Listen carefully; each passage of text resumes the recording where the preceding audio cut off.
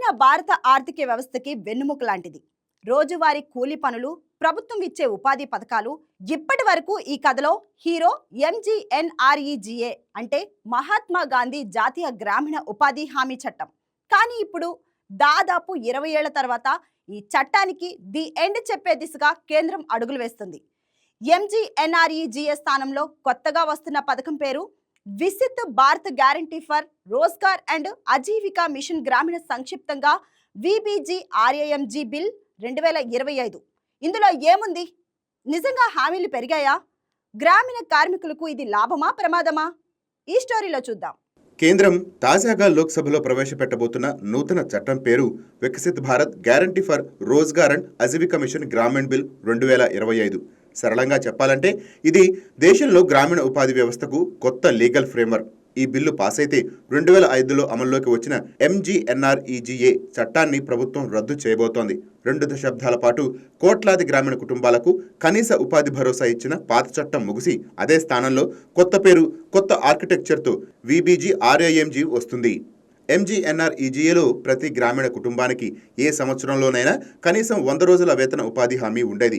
ఇది చట్టబద్ధత హక్కు, గ్రామీణ పంచాయతీల ద్వారా అమలు అయ్యేది. కానీ కొత్త VBGRAMG బిల్లు ప్రకారం ఈ గ్యారంటీని 100 రోజుల నుంచి 125 రోజులకు పెంచుతున్నారు. అంటే ఒక కుటుంబంలో ఉన్న పెద్దవాళ్ళెవరైనా అన్స్కిల్డ్ మాన్యువల్ వర్క్ చేసేందుకు రెడీగా ఉంటే ఆ కుటుంబానికి సంవత్సరం పొడవునా కనీసం 125 రోజుల వరకు ప్రభుత్వ పనిలో వేతన ఉపాధి హామీ ఇస్తామని ప్రభుత్వం చెప్తోంది.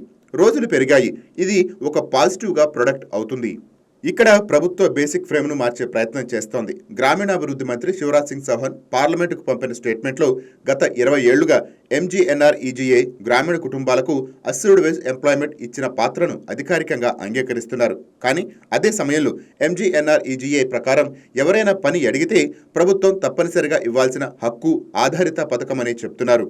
ఇప్పుడు VBGRAMG ద్వారా ఆ మోడల్ను మార్చి గ్రామీణ ఉపాధిని ఒక ఫ్యూచర్ ఓరియంటెడ్ మిషన్గా మలచాలని ప్రభుత్వం చెప్పుకుంటోంది. అంటే పాత పథకం పేదలకు భరోసా ఇచ్చే సేఫ్టీ నెట్ అయితే కొత్త పథకాన్ని దేశాన్ని వికసిత భారత్ 2047 లక్ష్యానికి తీసుకువెళ్లే గ్రామీణ అభివృద్ధి ఫ్రేమ్వర్క్గా అమ్ముతున్నారన్నమాట. ఒకవైపు చూసుకుంటే రోజుల గ్యారంటీ 100 నుంచి 125కు పెరగటం అనేది నేరుగా ఉపాధి భరోసా పెరగటం. సంవత్సరం పొడవునా అదనంగా 25 రోజుల కూలి అంటే ఒక కుటుంబానికి కొంత స్థిరత్వం ఎక్కువగా రావచ్చు. కానీ మరొక వైపు పాత చట్టాన్ని పూర్తిగా రద్దు చేసి కొత్త పేరు పెట్టడం వల్ల హక్కుల నిర్మాణం, పనుల ఎంపిక, ఫండింగ్ ప్యాటర్న్, సోషల్ ఆడిట్ వ్యవస్థ వంటివి ఎలా మారుతాయో స్పష్టంగా తెలియాలి. ఎంజీఎన్ఆర్ఈజీఏ ఈ రోజు వరకు జ్యుడిషియరీ పర్యవేక్షణ, సోషల్ ఆడిట్లు, వేతనాలు ఆలస్యమైతే వడ్డీ వంటి బలమైన గ్యారంటీతో పనిచేస్తుంది.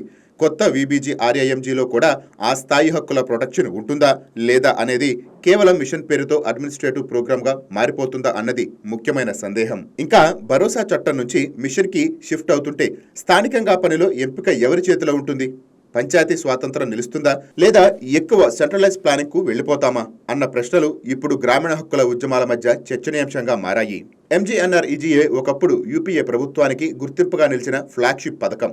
దేశవ్యాప్తంగా గ్రామాల్లో కనీస ఉపాధి, కనీస గౌరవాన్ని ఇచ్చిన సేఫ్టీ నెట్గా చాలా అధ్యయనాలు దీన్ని గుర్తించాయి. ఇప్పుడు దాన్ని రద్దు చేసి VBGRAMG తీసుకురావటం గ్రామీణ రాజకీయాల్లో అభివృద్ధి డేట్లో ఒక టర్నింగ్ పాయింట్గా కావాలని కేంద్రం లక్ష్యంగా పెట్టుకుంది.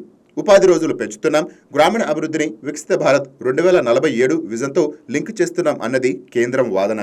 అయితే పేదల హక్కుల చట్టాన్ని ఒక మిషన్ పేరుతో బదిలీ చేస్తూ గ్రామీణ కార్మికులకు ఉన్న లీగల్ సెక్యూరిటీ ఎక్కడికి పోతుంది అన్నది ప్రతిపక్షాల ప్రశ్న. కానీ ఒక్క విషయం మాత్రం ఖచ్చితంగా, VBGRAMG బిల్లు పాస్ అయితే గ్రామీణ ఉపాధి పాలసీకి కొత్త అధ్యాయం మొదలు అవుతుంది. ఈ అధ్యాయం రైతు కూలీలకు రక్షణగానా లేక ప్రయోగశాలగా మారుతుందా అన్నది రాబోయే సంవత్సరాల అమలుపై ఆధారపడి ఉంటుంది. That's all for now. Keep watching YK Network.